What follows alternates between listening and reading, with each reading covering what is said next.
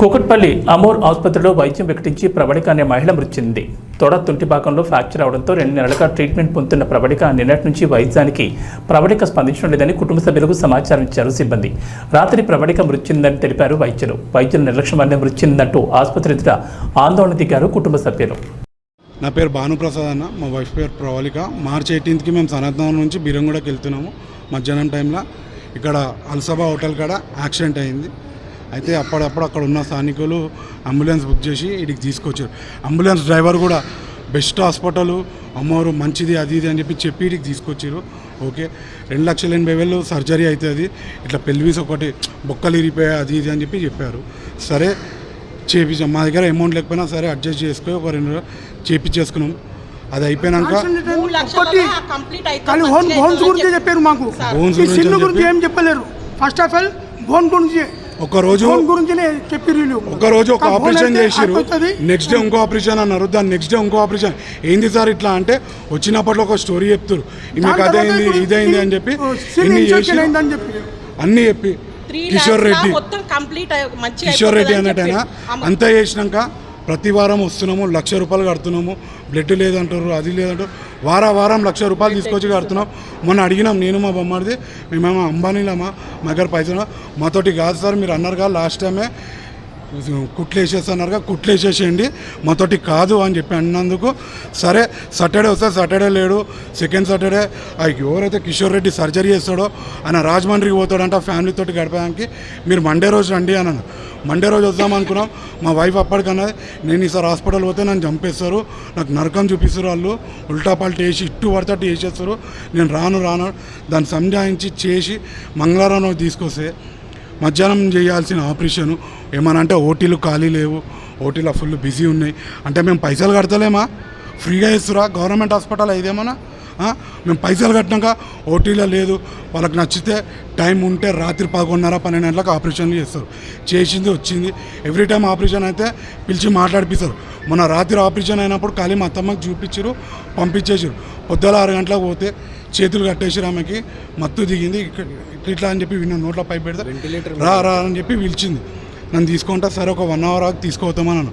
అన్న అర్ధ గంటకి ఫోన్ చేసి పిలిచి, మీ చెల్లె క్రిటికల్ ఉంది, మీ వైఫ్ క్రిటికల్గా ఉంది, ఈ టైంలో మేము ఏం చేయలేము అంటే డయాలసిస్ కిడ్నీలకు ప్రాబ్లం. ఆమెకు ఒక కిడ్నీ ప్రాబ్లం లేదు, ఒక షుగర్ లేదు, ఓ బీపీ లేదు, యాక్టివ్ ఉంటుంది. 27 ఇయర్స్ ఉన్న ఆమెకి విల్ పవర్ ఎంత ఉంటుంది?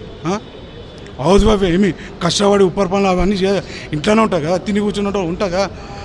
నా భార్యని వీళ్ళు ఏదో ట్రీట్మెంట్ చేసి చంపేసారు అంతే. ఆ ట్రీట్మెంట్ ఫెయిల్ అయిపోయింది. ఇది ఒక హాస్పిటల్ కాదు, ఇది షూటింగ్. అది నిన్న కూడా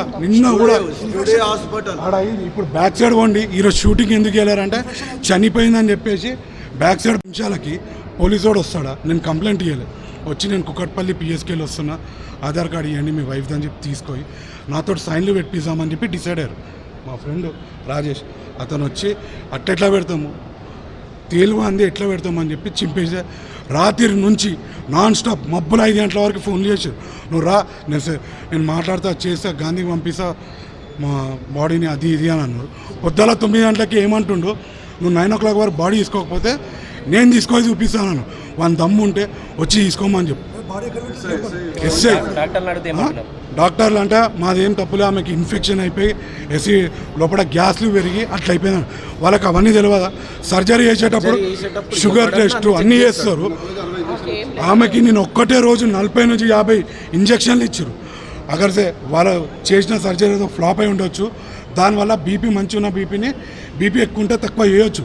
వాళ్ళు ఏం చేసి బీపీని డౌన్ చేసి, ఇంకో మేము బీపీ డౌన్ అవుతుంది, మేము ఏం చేయలేము, బ్లడ్ ప్రెషర్ పడిపోతుంది, హార్ట్ పనిచేయదు, అది పనిచేయదు అని చెప్పి నాకు మా బొమ్మడికి అందరికీ ఒక స్టోరీ అల్లిరు. నీ గురించి మేము మస్తు చేసినాం, హాస్పిటల్లో తక్కువ పేషెంట్కి ఇంజక్షన్ ఎన్ని ఇస్తారు సార్? ఒక పేషెంట్కి సార్ నాకైతే తెలియదు, ఒక పేషెంట్కి ఇంజక్షన్ ఎన్ని ఇస్తారు? ఒక 1 డేలో ఒక రోజుకు ఎన్ని ఇస్తారు ఇంజక్షన్? ఇప్పుడు దీనికి ఆన్సర్ అయితే నా దగ్గర లేదు. నేను అనుకుంటా 2-3 ఇస్తారేమో అనుకుంటాను. నేను 2-3 కంటే ఎక్కువ చెయ్యరు కదా. 6 సర్జరీలు అయినాయి, 5 సార్లు అనస్థీషియా ఇచ్చారు. అట్లాంటి పేషెంట్కి మళ్ళీ చెప్పాలిగా బాబు, 40 నుంచి 50 నేనే కొనుక్కొచ్చిన బిల్లులు కూడా ఉన్నాయి. 40 ఇంజక్షన్లు అంటే నాటి జోక్, అది 40 ఇంజక్షన్ అంటే బాడీ ఎంత సపోర్ట్ చేయాలి? అది బాడీ ఎంత సపోర్ట్ చేయాలి? ఒక్క 2 ఇంజక్షన్ 3 ఇంజక్షన్ అయితే బాడీ న్యాయం జరగాల.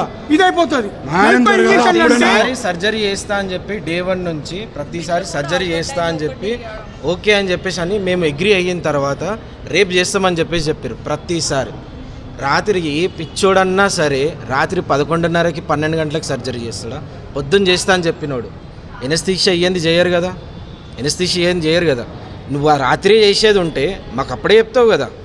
అప్పుడు చెప్పింది రాత్రి 11:30 12 గంటలకి రెండో సర్జరీ అయితే మేము రేపు చేస్తాము, రేపు మధ్యాహ్నం చేస్తాము అని చెప్పేసి చెప్పారు. ఆ రోజు మేము 10:30 వరకు ఈడనే ఉండి 10:45 10:50కి మేము ఇడికి వెళ్ళిపోతే 11:30కి ఫోన్ వచ్చింది. 11:30